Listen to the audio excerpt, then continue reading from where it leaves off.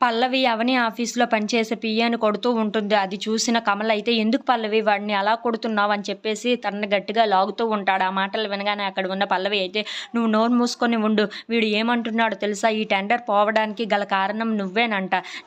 నువ్వే ఇలా చేయడం వల్ల ఈ టెండర్ పోయిందని మీ అన్నయ్యతో చెప్తూ ఉంటే నేను విన్నాను" అని చెప్పేసి అంటూ ఉంటుంది. ఆ మాటలు వినగానే అక్కడ ఉన్న కమల్ వాళ్ళ మావయ్య అయితే ఒక్కసారిగా షాక్ అయిపోతూ ఉంటాడు. ఏంటి కమల్ ఈ టెండర్ పోవడానికి కారణం అవుతాడా? అని చెప్పేసి అయితే అడుగుతూ ఉంటుంది. ఆ మాటలు వినగానే అక్కడ ఉన్న పిఏ అయితే, "అమ్మ నాకేమీ తెలియదమ్మా" అని చెప్పేసి అక్కడి నుండి వెళ్ళిపోతూ ఉంటాడు. ఇంతలో అక్కడ ఉన్న పల్లవి మాత్రం, "ఈ టెండర్ పోవడానికి మా ఆయనే కారణమంటారా?" అని చెప్పేసి అయితే ఇంట్లో తగువాడుతూ ఉంటుంది. అలా వాళ్ళందరూ సద్దుమణుగయిన తర్వాత అక్కడికి అవని అయితే పల్లవి దగ్గరికి వస్తూ ఉంటుంది. ఇంతలో అక్కడ ఉన్న పల్లవి అయితే చాలా టెన్షన్ పడిపోతూ ఉంటుంది.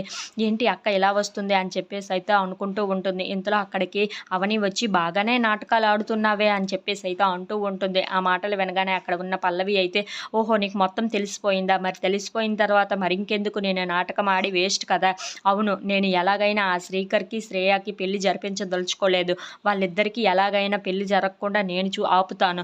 వాళ్ళు నన్ను ఎంత బాధ పెట్టారు, నన్ను ఎంత హింస పెట్టారు, ఆ మాత్రానికి నేను వాళ్ళని ఎలా వదిలేస్తాను? నేను వదిలేదే లేదు.